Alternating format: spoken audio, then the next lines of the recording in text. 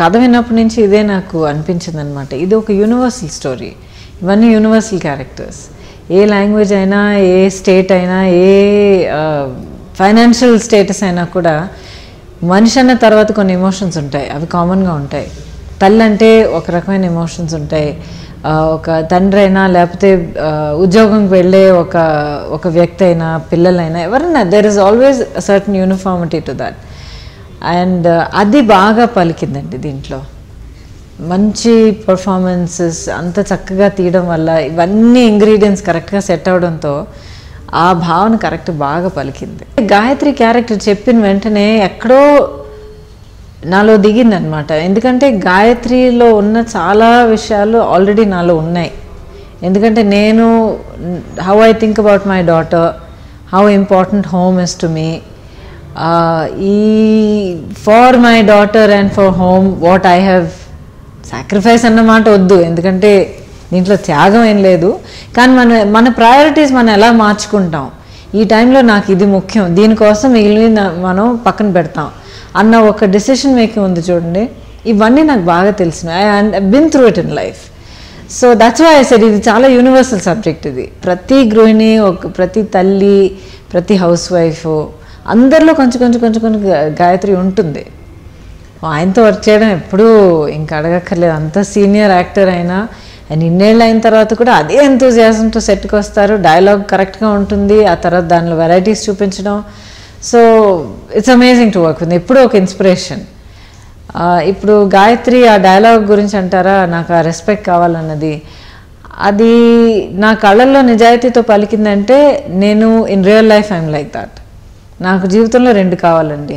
ఆ మర్యాద కావాలి. మర్యాద కావాలన్నది తీసుకోవాలని కాదు, ఇచ్చి పుచ్చుకోవాలి.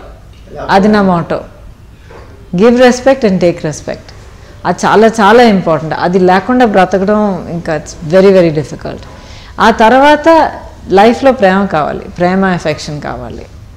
ఇవి రెండు చాలా చాలా ఇంపార్టెంట్. వీటి కోసం ఇంకా లైఫ్ని ఇచ్చేయచ్చు అనిపిస్తుంది. పాపనాశం రిలీజ్ అయిన ఆల్మోస్ట్ మోర్ దెన్ 6 months తర్వాత చందు గారు వచ్చి మీట్ అయ్యి చెప్పారనమాట. సో ఆయన అడిగాను, ఈ సినిమా చూసారంటే సారీ అండి ఇప్పుడు దాకా పాపనాశం చూడలేదన్నారు. సో కంప్లీట్లీ కోఇన్సిడెన్సే. ఆ తర్వాత సిమిలారిటీస్ ఉన్నాయి, ఒప్పుకుంటాను. Because same kind of middle class family and ఒక loving affectionate kind of mother, అంటే పిల్లల కోసం ఏమైనా చేసే పాటి ధైర్యం ఉన్న ఒక తల్లి, అదంతా ఓకే. కానీ నాకేంటి అర్థమైందంటే దాంతో తల్లి అనేది రకరకాల రూపాల్లో కనిపించినా కూడా ఆ మదర్హుడ్ అన్నది యూనివర్సల్.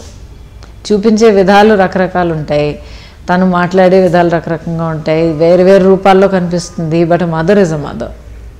సో అక్కడే మీకు సిమిలారిటీ కనిపిస్తుంది తప్ప, బట్ ఇట్స్ డిఫరెంట్ ఫేసెస్.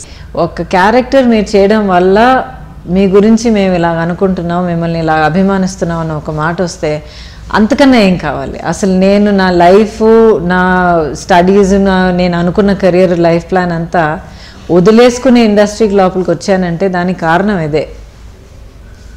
ఒక మనీ కానీ వాట్ ఎవర్ ఇట్ ఈస్, అది you can earn it wherever. If you work hard enough you can earn it in many different fields.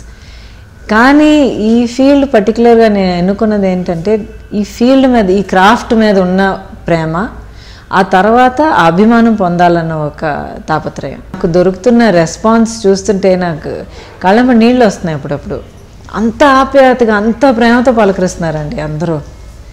And ఇన్నేళ్ళుగా నేను స్క్రీన్లో వాళ్ళ ముందర రావడం వల్ల చాలామంది, ఓ మీ ఫస్ట్ పిక్చర్ నుంచి మేము మీతోనే ట్రావెల్ అవుతున్నాం, లేకపోతే మీ ఫస్ట్ పిక్చర్ నుంచి మా అమ్మ మీ పిక్చర్లు అన్నీ నాకు చూపించాం, మేము ఇద్దరం కూర్చొని చూసేవాళ్ళం, ఇలా చెప్తున్నప్పుడు పిల్లలు పెద్దలు అందరూ చెప్తున్నప్పుడు that is my privilege, that is my real earning in this life. ప్రతి ఒక్కళ్ళు సినిమా గురించి మాట్లాడుతున్నారంటే ultimately captain of the ship is the director. అది ఏ రెస్పెక్ట్ అయినా, ఏ క్రెడిట్ అయినా అల్టిమేట్గా ఆయనకు చెందుతుంది. ఎందుకంటే 10 క్యారెక్టర్ ఉన్నప్పుడు ఒక్కొక్క క్యారెక్టర్ ఒక్కొక్క ఆర్టిస్ట్కి అప్పచెప్పాను, ఓకే, ఒక్కొక్క ఆర్టిస్ట్ బాగా చేసుకుని వెళ్ళిపోయారు, ఫైన్.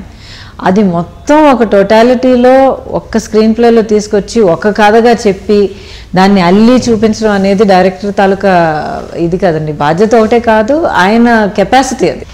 ఇది ఒక బిగినింగ్ అని అనిపిస్తుంది నాకు, ఎందుకంటే this is just the starting.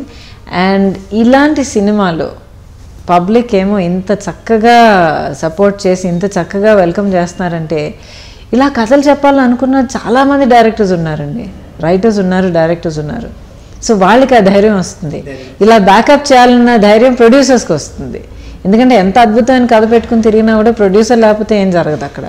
So producers become Brave because of that. So తప్పకుండా సాయి గారికి, సాయి కొరపాటి గారికి మనం తప్పకుండా హ్యాట్స్ ఆఫ్ చెప్పాలి.